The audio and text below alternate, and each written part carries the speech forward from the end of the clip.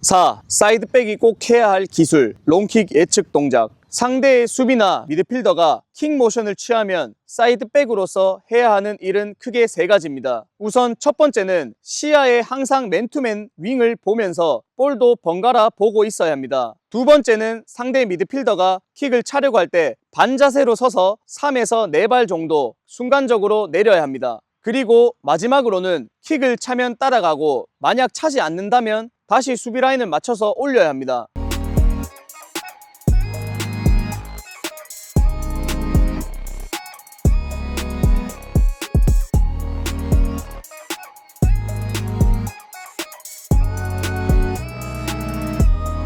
아마추어 경기에서 오프사이드 전술을 완벽하게 쓰기도 쉽지 않고 심판 환경도 일관되지 않기 때문에 일단은 따라간다고 생각하고 플레이해야 합니다. 그런데 이건 정말 잘된 케이스이고 제가 조기 축구를 하면서 느낀 것은 롱킥을 예측하는 분은 잘 없고 그나마 롱킥을 차고 나서 뛰면 다행입니다. 최악의 케이스는 윙은 롱킥 모션에서 뛸 준비, 롱킥 임팩트에서 윙은 출발했는데 공이 자기 머리 위로 지나가는 것을 보고 뛰는 사이드백들이 생각보다 정말 많습니다. 조기 축구 감독님들은 정말 애가 타죠. 다시 정리해보면 롱킥을 예측해서 킥을 못 차게 하거나 공을 커트하거나 소유권을 가져오면 제일 좋고, 두 번째는 안 되면 스피드 경쟁이라도 같이 해주는 것이 좋습니다. 최악은 아무것도 못 해보고 윙이 출발한 다음 윙을 뒤쫓아 뛰는 것이 최악입니다. 이런 경우는 절대로 막아야겠습니다. 사실 윙의 스피드가 압도적이라 킥을 차고 나서 스피드 경쟁에서 밀리는 것은 어쩔 수 없지만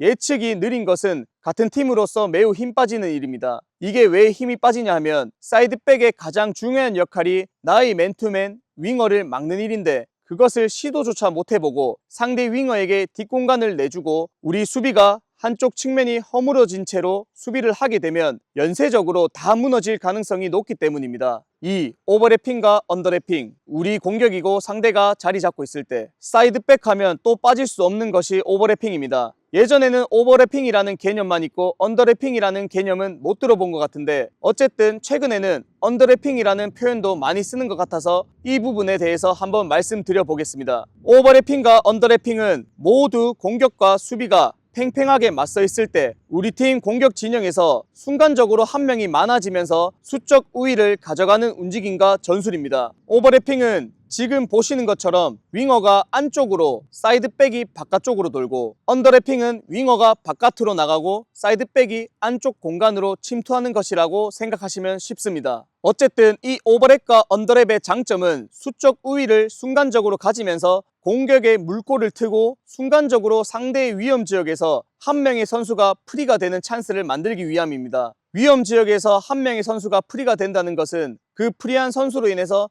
연쇄적으로 수비가 허물어질 수 있다는 것을 뜻합니다. 백날 윙어가 돌파하려고 페인팅을 주면서 드리블을 하는 것보다 사이드백이 한번 달려주는 것이 훨씬 효과적입니다. 그러나 늘 그렇듯 기회는 위기이고 위기는 기회입니다. 그래서 오버랩은 성공하면 아주 좋은 찬스를 만들지만 실패한다면 팀이 수비 진영을 갖추기 전에 역습에도 취약하고 또 그것을 만회하기 위해서는 체력적 소모도 매우 극심합니다. 그래서 일반적으로 선수 레벨의 경기에서도 한 경기당 2에서 3회 정도로 조율하는 것으로 알고 있습니다. 하지만 이 영상을 보시는 일반 아마추어 분들은 2에서 3경기당 한 번 정도, 즉 하루 경기하러 가시면 하루에 한 번 정도 하시는 것이 합당해 보입니다. 그것도 진짜 이때다 싶을 때 하시길 추천합니다. 왜냐하면 우리는 선수가 아니기 때문에 체력적으로도 소화하기 힘들기 때문입니다. 또 오버랩은 사전에 팀 차원에서 혹은 적어도 같은 사이드 윙어와 공유가 되어 있는 것이 좋습니다.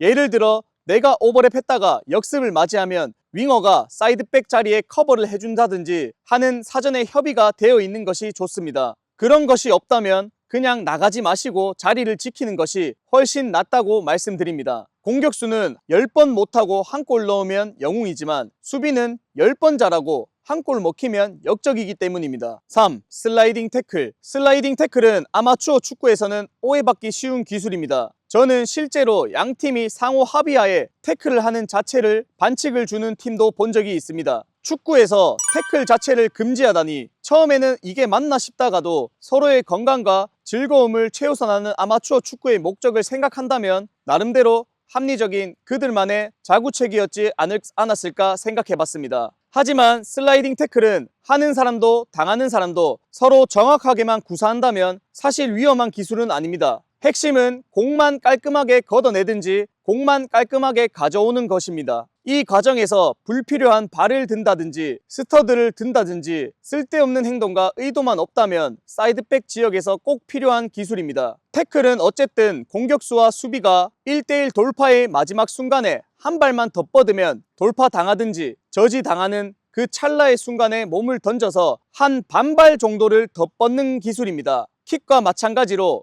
양쪽 발을 모두 구사할 수 있으면 좋겠지만 프로 레벨에서도 아웃사이드 쪽으로 태클을 하는 선수가 있는 걸 보면 꼭 그럴 필요는 없다는 생각도 듭니다. 아마 선수 출신 분들은 이런 상처에 대해서 아주 잘 아시겠지만 태클을 하면 필연적으로 생기는 상처입니다. 이런 허벅지, 엉덩이의 상처를 예방하기 위해서는 태클을 하지 않으시거나 혹은 긴 바지를 입으시거나 혹은 태클 팬츠를 입으시길 추천드립니다. 태클 팬츠는 태그에 두었습니다. 태클의 타이밍은 아주 결정적인 상대 공격수의 슈팅 타이밍이 되었든 크로스 타이밍이 되었든 돌파 타이밍, 스루 패스 타이밍이 되었든 딱 공이 지나갈 수 있는 결정적인 그 한 타이밍을 막아서는 것입니다. 그때 반드시 앞서 설명처럼 공만 정확히 막아서거나 가져오는 것이 핵심이고 만약 디딤발을 향해서 태클을 한다면 그것은 정말 축구 반칙이 아니라 인간으로서 하면 안 되는 행동이라고 생각합니다. 정말 위험합니다. 이 말이 구분이 안 되는 분들은 그냥 태클을 하지 않으시길 바랍니다. 그리고 태클의 결정적인 단점은 돌이킬 수 없다는 것입니다. 무슨 말이냐 하면 상대 공격수가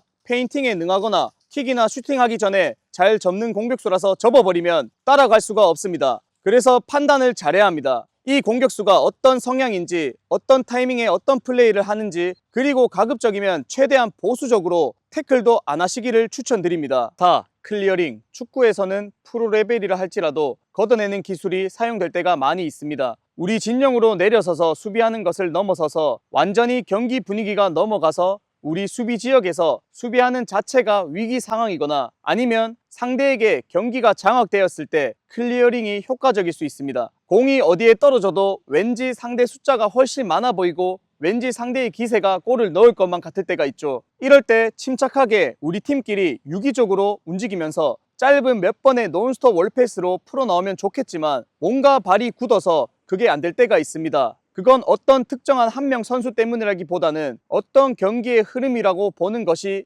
맞겠습니다. 어쨌든 그런 상황일 때는 무리하게 세밀하게 빌드업하는 것보다 안전하게 클리어링하는 것도 매우 좋은 방법입니다. 클리어링의 우선순위는 먼저 상대가 많이 올라와 있기 때문에 상대의 뒷공간에 우리 공격수와 상대의 수비를 달리기 경주를 시킬 수 있는 위치까지 찰 수 있으면 가장 좋습니다. 만약 그게 안 된다면 어쨌든 가능한 우리 골대로부터 멀리 떨어진 곳으로 걷어내는 것이 좋고 그것도 여의치 않다면 그냥 라인 밖으로 걷어내는 것이 좋습니다. 그리고 라인이라고 다 같은 라인이 아닙니다. 라인도 코너킥보다는 드로인이 좋고 드로인도 조금이라도 우리 골대에서 먼 곳이 좋습니다. 그리고 상대는 싫어할 수도 있는데 라인에서도 멀리 걷어내면 공을 주워오는 동안 혹은 준비하는 동안의 시간 동안 또 우리 수비를 정비할 수 있기 때문에 어쨌든 멀리 시원하게 걷어내는 것이 꼭 필요할 때가 있다는 것을 이해하실 필요가 있습니다. 아주 체계적이고 자세하게 축구를 처음부터 가르쳐 드리는 저희 채널의 정체성을 생각할 때 이 클리어링이라는 기술은 어찌 보면 지양해야 할 기술일지도 모릅니다. 하지만 축구는 언제나 늘 수학 문제처럼 정답이 딱딱 떨어지는 것이 아니기 때문에 멀리 안전하게 시원하게 걷어내는 것이 정답일 때도 있습니다. 특히 유소년, 청소년, 여성부 경기에서는 더욱더 강력한 위력을 발휘하는 기술이라고 생각합니다. 심리적으로 매우 흔들릴 수 있기 때문입니다. 어찌 보면 약간은 비굴한 플레이라고 볼 수도 있는데 상대 입장에서 생각해보면 상대가 더욱더 열심히 골을 넣으려 할수록 우리의 이런 클리어링은 효과적입니다. 그러다 보면 예상치 못하게 흐름이 우리에게 또 넘어올 수도 있는 것이 축구라고 생각합니다. 5. 사이드백의 돌파. 사이드백은 드리블을 가급적이면 사이드 쪽으로 하는 것이 좋습니다. 가장 좋은 것은 우리 팀 미드필더나 윙에게 연결하는 것이겠지만 가끔 사이드백에서 직접 돌파가 효과적인 경우도 있습니다. 축구의 정답은 당연히 없지만 이때는 가운데 방향으로 드리블하는 것보다는 사이드가 좋습니다. 프로 레벨의 경기에서는 사이드백의 그러한 성질을 알고 공격수들이 사이드로 많이 치우쳐서 수비를 해서 그런지 사이드백들이 가운데 방향으로 드리블을 하는 경우가 많은데, 저희 개인적인 생각으로는 아마추어 축구에서는 아무리 그래도 사이드 방향으로 드리블을 하는 것이 낫다고 생각합니다. 그 이유는 사이드로 가다가 빼앗기면 덜 위험하기 때문입니다. 가운데로 가다가 빼앗기면 즉시 실점의 위기를 초래할 수 있습니다. 마찬가지로 패스도 가운데로 하는 패스는 신중해야 합니다. 같은 이유로 가운데로 패스하다가 잘리면 실점 위기가 되기 때문입니다. 5. 윙어와의 1대1 수비 꿀팁. 공격과 수비의 1대1에서 일단 기본적으로 스피드가 비슷하다는 가정하에 공격수가 유리한 것은 사실입니다. 하지만 수비는 유기적으로 커버 플레이를 할 수 있고, 또 공격수의 주발, 드리블 패턴, 성향, 습관 등을 잘 파악하면 수비에 성공할 확률을 높일 수 있습니다. 일단 익숙하지 않은 발 쪽으로 몰아주는 것이 가장 널리 알려진 방법입니다. 당연히 익숙하지 않은 발 쪽으로 몰면 슈팅이든 크로스든 드리블이든 모든 것이 어색할 것이기 때문입니다. 그 다음 사이드백에서 1대1 수비할 때는 가급적이면 사이드로 몰아가는 것이 유리합니다. 그래서 자세를 이렇게 사이드로 몰아가는 자세로 하고, 만약 돌파가 되게 되면 센터백에서 커버를 나오기 때문입니다. 또 돌파가 되었다고 그것을 보고 있는 것이 아니라 커버 나온 센터백의 자리로 다시 커버를 가야 합니다. 1대1에서는 마지막 터치 이후에 어깨 싸움을 하는데, 어깨 싸움에서 이기면 좋겠지만 조금 늦었다고 해도 손으로 살짝 만져주면 걸리적거리기 때문에 좋습니다. 하지만 영리한 공격수는 또 넘어질 수도 있기 때문에 조심하셔야 합니다. 파울과 파울 아닌 것과는 한 끗 차이입니다. 잡아당겨서 넘어뜨리는 게 아니라 약간 귀찮게만 한다고 생각하시는 겁니다. 공격수 입장에서는 정말 성가신 플레이입니다. 그리고 수비수도 주도적으로 스텝을 쪼개면서 페인팅을 줄 수도 있습니다. 일반적으로 공격수들은 수비의 자세와 발 모양, 무게 중심을 보고 치는데, 지금 보시는 것처럼 스텝을 쪼개고 몸의 방향을 바꿔서 공격수의 실수를 유도할 수 있습니다. 아우트로, 오늘은 사이드백, 윙백, 풀백을 잘하는 방법에 대해서 자세히 알아보았습니다. 어떤가요? 이제 조기 축구에서 욕 안 먹고 즐겁게 회식 자리에 가실 수 있으시겠죠? 아니면 이제 나쁜 감독 안 하고 이 영상만 공유해 주시면 내가 사이드백들에게 하고 싶었던 말을 하실 수 있겠죠? 앞으로도 축구를 압도적으로 자세히 알려드리는 채널이 되도록 노력하겠습니다. 감사합니다.